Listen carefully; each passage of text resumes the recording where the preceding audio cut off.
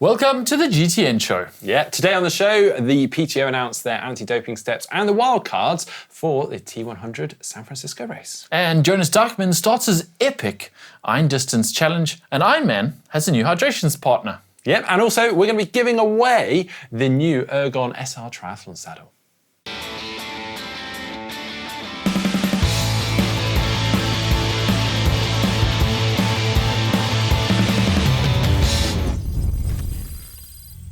All right, starting as we always do with React, some of the stuff we've noticed on the internet over the past week. And starting with this one from Ironman world champion Lucy Charles-Barkley, who's announced on her YouTube channel that she's got celiac disease. Whoa. Yeah, apparently she'd been struggling with symptoms for quite a while, various reasons, and she cut various things out of her diet, including gluten, and it did help, but then after races she would just go and, binge and eat whatever, and it was apparently this thing that was constantly she was re-flaring it. So now she's got a definitive diagnosis and she's going to get on top of her diet, which is only bad news for her competitors, seeing as she already won the world champs while it was undiagnosed. A really tough thing as a performance athlete as well to deal with. So all the best to her, because that's a hard thing. But hopefully, as you say, can only mean good things for her. Yeah, she's already won world champs without really looking after it. So moving on, this is something I spotted a couple of weeks ago, and I kind of just ignored it at the time, and it keeps kind of popping back up. People posting bits about it. Partly because it was in French, I didn't really understand what it was all about. Je ne comprends pas. So I've done a very bad translation on the Instagram post. It turns out that Benji Sanson, who is an ex-pro triathlete, very well known in the French race, well, internationally for that matter, he has a race series. And for one of those races, which is the Carcans-Mauboussin, sorry if that's very bad pronunciation, the XXL distance, Ironman distance, he has got a €10,000 reward for the first finisher across the line who also goes sub 8 hours. That's pretty good going. Apparently no one has done it yet. The fastest time on course is 8 hours, 12 minutes, and that was back in 2019, I believe. So, that's pretty big, isn't it? Flat and fast course, yeah. I mean, what... Do women also get €10,000 if they go under 8? Because I would assume so. I would assume so. I mean, the translation actually says first person who crosses the finish line under 8 a.m. I think that's a bad translation. Race starts at 7 a.m. I don't know. Equality side of things. Yeah. Again, translation terrible here. Still, though, there must be quite a few men out there these days who can go under 8 hours on that course. It's a good payday, isn't it? Yeah, it's a decent payday for a random race. Although weather conditions, you can't really predict weather conditions. Like, you can race for first and everyone has the same weather conditions, whereas if you're racing for a time, it's a long way, a lot of commitment. €10,000 though. Also, Jonas Deichman has started his epic challenge. We spoke about this a little while ago. It was coming, but he hadn't started yet. Now he's started 120 iron distances in 120 days. So he's obviously trying to beat Sean Conway's record that he did earlier or finished last year. He's doing it on the Roth course, or almost on the Roth course, because he's not allowed to swim in the canal, so he's got to swim in the Roth lake. But then he's doing the Roth bike course and the Roth run course every day for 120 days in a row. Absolutely amazing. We are actually hoping to catch up with him around Challenge Roth, where he will actually be doing, obviously, Challenge Roth and be able to swim in the canal then. That's one of his days, yeah. Well, yeah, that's just part way I think through. it's day 60, I think. Yeah, well, he is currently on, I believe, what we are, day 6, day 7? Today, day 7, yeah. Amazing. He put this video up from his Instagram. He was looking really sore at the start of day 4. This is interesting because I remember really sore. I remember Sean Conway also saying that the first kind of couple of weeks was almost the worst because you're almost like breaking the body in, and then you find your normal, your routine, and get the body adjusted to a degree. But that's mad to imagine, isn't it? 120 days, though. That's pretty much the entire summer, the rest of the summer. He's going to be doing an Ironman every day. Wow. Talking of Roth, Challenge have actually just announced slight changes to their bike course, although it seems the bike course hasn't technically changed. They've just actually changed the traffic, or the minimal traffic that already came on course is now not allowed. And that is kind of a response to the Ironman Hamburg tragic events of last year. Was it last year? The year before that, sorry. And so, yeah, no traffic on course. But yeah, a great move by them, just trying to keep things as safe as possible. Yeah. All right, now it's time for Tri News, starting with the announcement by PTO and World Triathlon of a new anti-doping initiative program. This is interesting, isn't it? Obviously, there's been a lot of talk about this for the last couple of weeks, and more. Yeah. But we've actually been in talks with them about this, hoping to kind of get the inside scoop. Yeah. But it seems like they've had to rush ahead and announce it. Well, it's in conjunction with World Triathlon. Apparently, they wanted to get the announcement out before World Triathlon Series Yokohama this past weekend, so it was announced last week. Basically, and some credit probably should go to Pro Tri News podcast here, because they kind of got wind or did a bit of research and figured out that there were a fair number of athletes on the T100 who weren't on any testing pool at all. Like, they weren't getting any out-of-competition testing. And they just put it out there into the world where everyone went, whoa, that's not okay. And I'm not sure they forced PTO and World Triathlon's hand, but they certainly forced them to hurry up and sort it out. And they have, or it seems like they have anyway. They have now joined up with the International Testing Agency to provide a registered testing pool that includes not only World Triathlon Series athletes, with a separate testing pool for T100 athletes. They're all going to be under one umbrella, which basically covers all triathletes for all distances, because obviously you've got athletes in the T100 who are doing Ironmans. You've also got athletes in the T100 who are doing World Triathlon races, short distance races, and then obviously you've got all the T100 athletes. So they've now announced that all the athletes who are contracted for the T100 will be on a registered testing pool, effective immediately. They're on that World Triathlon. And then interestingly, you might be asking, well, what happens to the wildcard athletes that suddenly step in? Now, they are added to the registered testing pool once they've completed or competed in 3 or more of the PTO T100 events, which is quite a few events before they're added. It is, yeah. We'll get into that in a minute. It's all coordinated by the International Testing Association, which is basically an independent body that is contracted to independently oversee anti-doping in a lot of sports, pretty much all the sports these days. It's completely separated, so that there's no conflict of interest or anything, or worrying about profits or anything about catching people. All PTO members will be included in an education program done by World Triathlon, where they explain how anti-doping works, how registered testing pools work, how whereabouts work, where you fill in your whereabouts for each day. You need to know exactly where you are, where you're training, where you're sleeping, and an hour testing slot of every single day, where they can come and test you randomly without you knowing that they're coming. So World Triathlon President Marisol Casado put out a statement, and she said all the athletes are frequently transitioning between different distances within the sport, and it is key for all of us to prevent overlap and duplication within the RTP. And we are not only talking about the PTO, we would love other triathlon organizations to join us in this vital endeavor, fostering a collaborative approach to anti-doping efforts. For World Triathlon, the fight against doping has been key, and we have invested close to $30 million since our inception, which is a large percentage compared to our annual revenues, which feels like a bit of a shot at Ironman. I wonder who they're talking about. I'm pretty sure they're talking about Ironman and trying to get Ironman Corporation, who has their own registered testing pool separately, to also put it under the same umbrella. It does seem bizarre, doesn't it, that the same athletes might be tested by various different... Essentially, that was what was happening, and then athletes, rather than the same ones being on multiple testing pools, many of them were on neither testing pool. Some athletes who signed the T100, who were on Ironmans, were just immediately taken off Ironman's registered testing pool, because Ironman were like, well, not our problem anymore. Well, the CEO of PTO, Sam Renouf, has gone on to say, protecting the integrity of our sport is paramount to the purpose of the PTO and our members, which is why we've been continuing to work hard together with our partners, World Triathlon, and other stakeholders in the sport on anti-doping measures. Mm-hmm.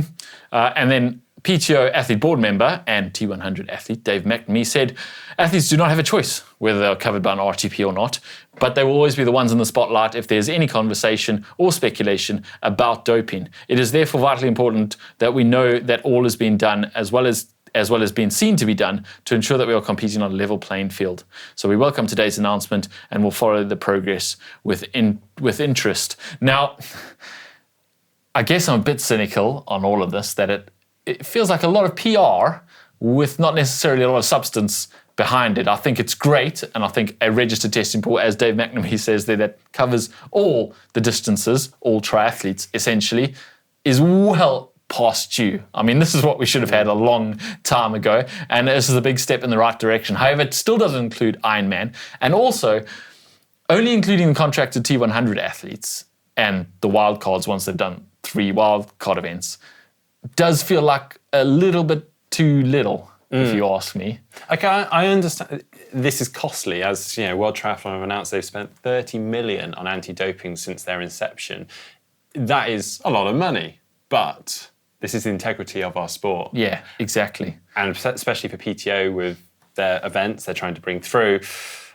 I mean, we were just spitballing ideas before. If you're going to pick wildcard athletes, they're typically going to be from the top 50 ranked in the world. Obviously, rankings change through the year, but say at the beginning of the year, you go, right, top 50 athletes are likely going to end up wildcards. They all go on the RTP. Yeah. But it doesn't mean that necessarily all of them have to be tested all the time. They have to start filling in their whereabouts. Yeah, there's this thing that it costs us so much money to do the testing.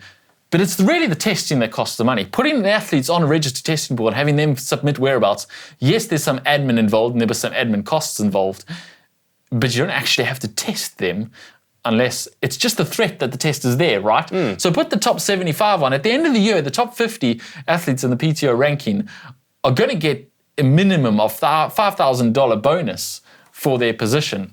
Those athletes should be on a testing pool. Even if they get to the end of the year and they go, you know what, no one ever showed up to test me. Doesn't matter. They still should be filling out whereabouts every day so that they could, if they wanted to, come and test them. I don't really see where the cost comes as far as that goes. They should all be under that umbrella and they should all be on a whereabouts where they could be tested. And that's what I have to say about that. It's like armchair critics not understanding nuances and the cost of anything. Anyway, really, I guess this is a great step forward. It's positive, so we should be applauding that. Moving on, PTO San Francisco is obviously looming. It's around the corner. They have announced the wildcards. We announced last week the actual competitors who signed up. The wildcards then, the women's side, we've got Kaidi Kiviova, we've got Jocelyn McCauley, Grace Tech, and Jenny Metzler as wildcards. Yeah, and on the men's side, Carl Smith, who was first in Challenge 1 and was a wildcard at Singapore and got 5th. Mika Nurt, who was 6th in Singapore. Jackson Laundry, who was 3rd in Oceanside and 4th in St. George. And Menno Koolhaas, who was 6th in Miami. So yeah, many of those wildcards are returning wildcards from previous T100 events. Nice. Also, very exciting announcement, also because they're a partner of our channel, Precision Fuel and Hydration. You may have seen it on social media this past week. If you haven't, I don't know where you've been. They are now the hydration sponsor for European Ironman events. Yeah, this is interesting because Ironman just signed not too long ago Mortal Hydration in North America as their hydration partner, not their fueling partner, just the hydration. And other than similar in Europe with Precision Fuel and Hydration being the hydration partner, which means the Precision Fuel and Hydration tabs, the PH1000s, will be available as your electrolyte drink on the course of all European Ironmans going forward from Aix-en-Provence this coming weekend. So pretty much immediately. The PFNH 1000 tabs will be mixed. 1000 means that there's 1000 milligrams of salts in a 1 litre bottle. So obviously you're going to have a 500 ml bottle, you have 500 milligrams of salts, which is significantly more than you would get in, say, a Gatorade or something like that. But it is really good hydration. Their idea is that obviously you separate your hydration from your nutrition so that you can, from your caffeine, so they can all be separate things so you don't have to, if you're thirsty, drink a bunch of calories. So that's why they've done this, and that's why now that's available on the course of all these Ironmans in Europe. Very, very cool. And we also have a giveaway. Yeah, we've got the new Ergon SR triathlon saddle to give away.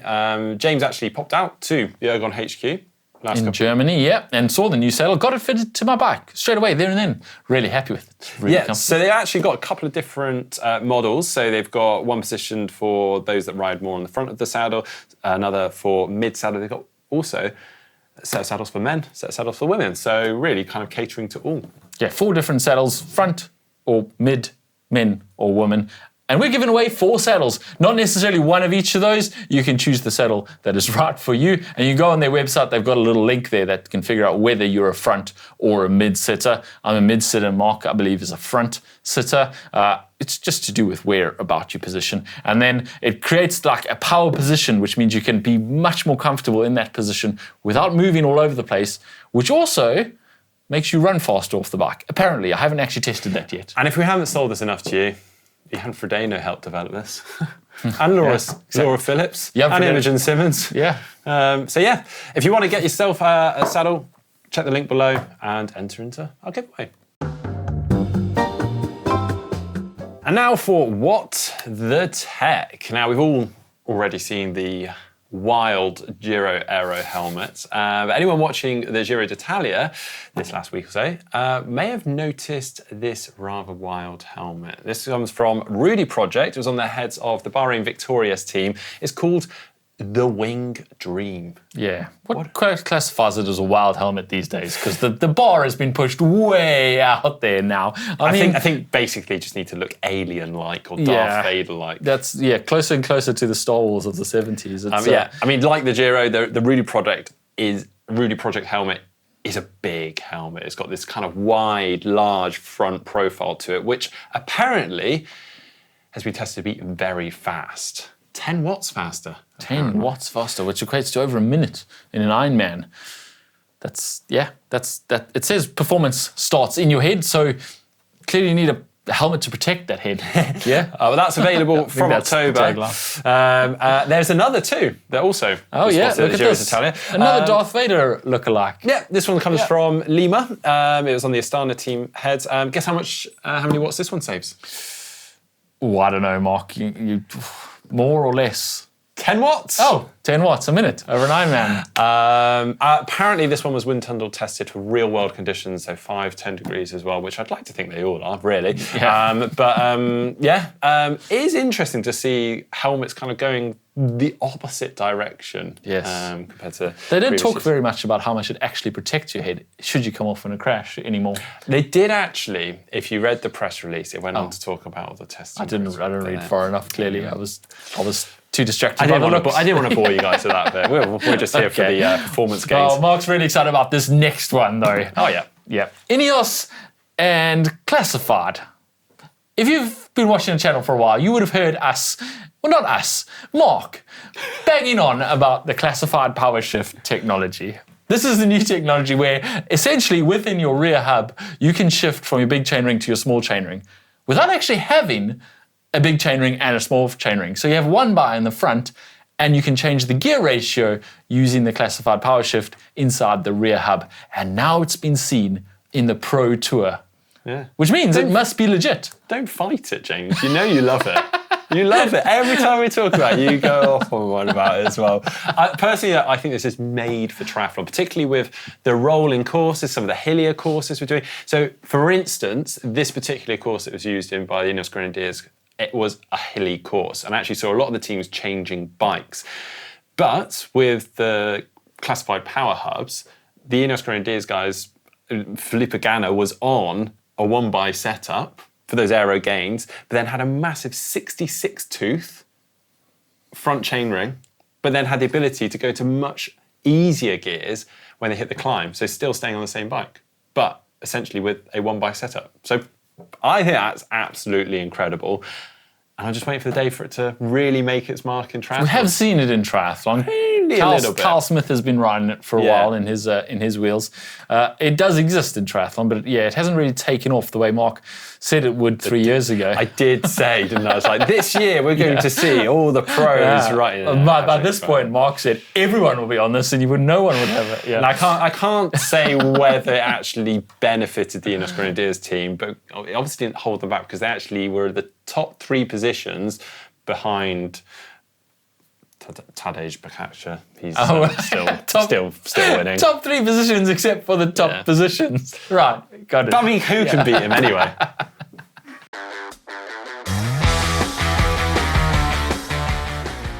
Okay, time for your race news. In this past weekend, we Spoke about it last week. It's one of their last attempts to qualify for the Olympic Games. It was WTCS Yokohama, the first one in the WTCS series because Abu Dhabi was cancelled.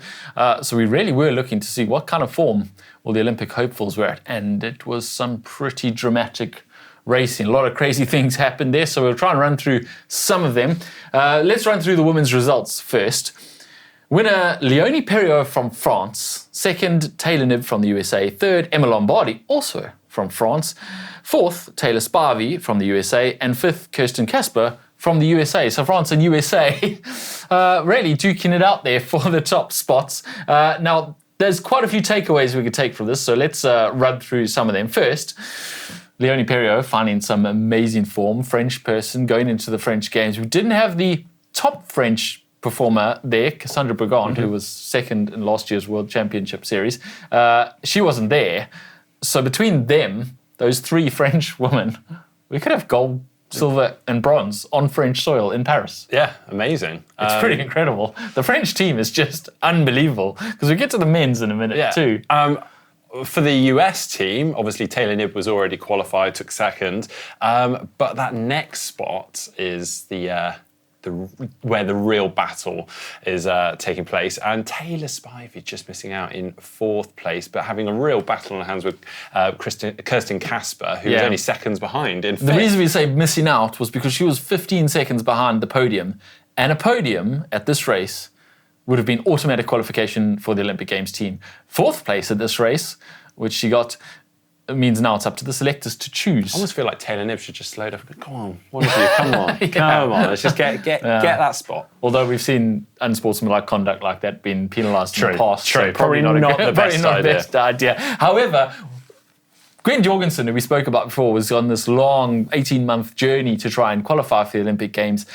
And I'm afraid that charge may be all but done now. I think her story might have come to an end. She finished 15th, but that doesn't really tell the whole story because she was the second fastest run of the day out of the whole field. But of course, if you're not in that front pack, you're not in it. So she wasn't in it. But then on the Olympic Games, if she did manage to, a whole group, if the group stays together, if it doesn't split up, which is fairly likely in the Olympic Games, Gwen Jorgensen has just proved that she's one of the best runners there, and therefore she's very much in contention for a medal. However, there's three USA girls in front of her who technically deserve the slot before she does. Well, I wouldn't want to be one of those selectors. I wouldn't like to be. But yeah, as we've said, someone's going to be missing out there. It was also really good to see Flora Duffy, Olympic gold medalist, back on form. Yeah, that was really cool. Yeah, she got seventh.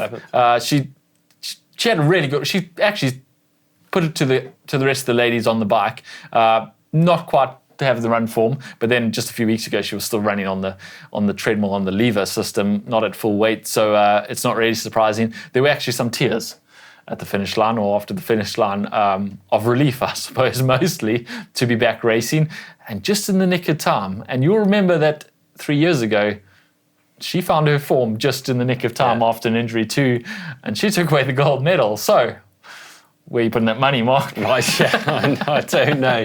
Well, moving on to the men's, equally as exciting. I mean, the last lap of that bike, my goodness.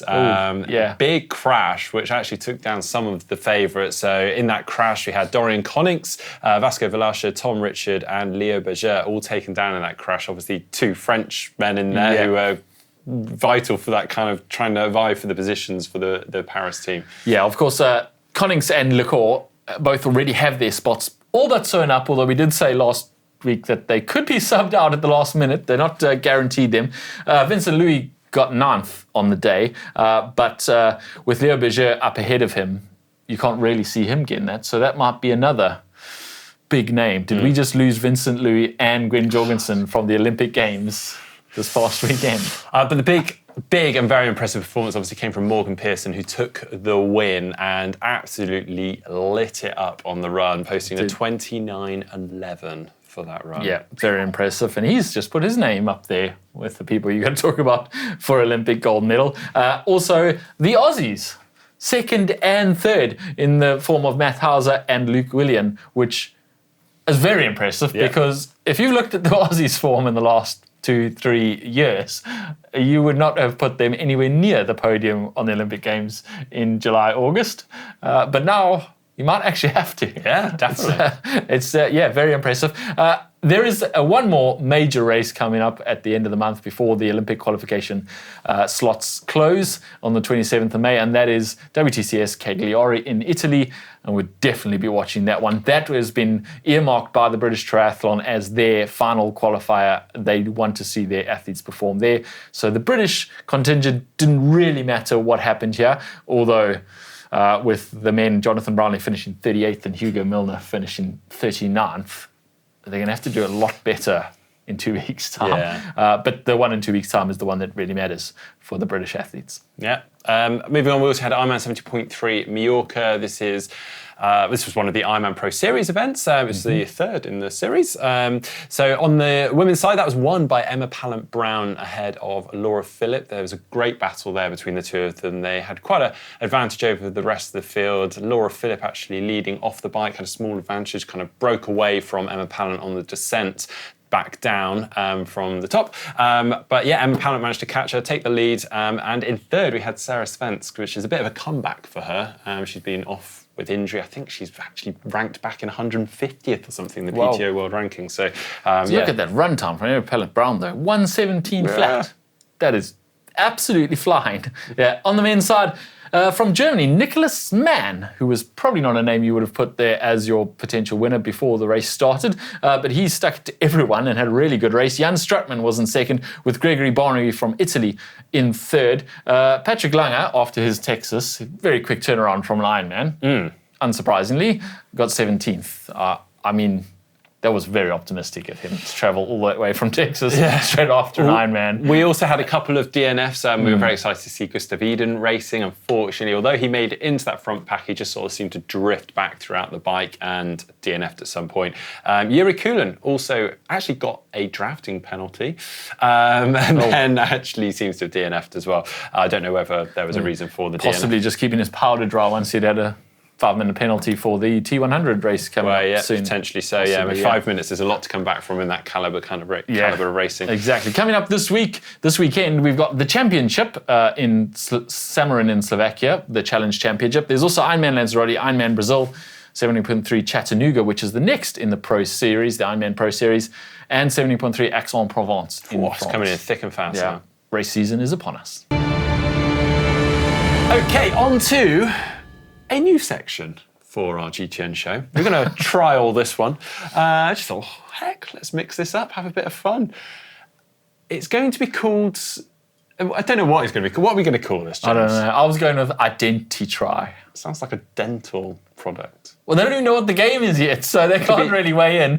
Okay, so what we're going to do is we're going to give you a very zoomed-in image, and we're going to see how much attention you guys are paying, and you're going to have to tell us who it is. Leave your comments down below with the answer, and next week we'll reveal who to help you out the here. triathlete is. They are a triathlete, yeah. Yeah, I think they already knew that already, Mark. Just making sure. That's why it's called Ident-i-tri. Yeah, okay. Well, very cryptic. Maybe it won't be called Ident-i-tri. You can leave the name down below could be too. GTN, guess the nose. Yeah, GTN. We just specifically do pro triathletes' noses. How well I'm do you not know sure those? I don't think we want to pigeonhole ourselves that much. If you have a better name for us, leave that down below too. But first, let's show you this week's picture. Here it is. Whose face is that? I think we've gone too easy this week. I think we've gone If too like easy. 50 people get it, next week we might zoom all the way into like one freckle. Was there anything notable here? I don't want to help them too much. They've got a slight dimple, like a little bum chin, like I've got. Sorry, whoever you are. I'm sure they'll thank you. I get a lot of compliments for my bum chin, so it's a nice thing, I think. Okay, well, leave your comments below if you think you know who that is, and you could win. We haven't sorted out the prizes yet either, so next week we'll figure out the prizes also. But we want to see how hard/difficult/easy this is. Yeah, if you get it right, we might need to reassess. We're very organised. Well, at least we'll reassess the value of the prizes if 50 of you get it right. Leave your comments down below.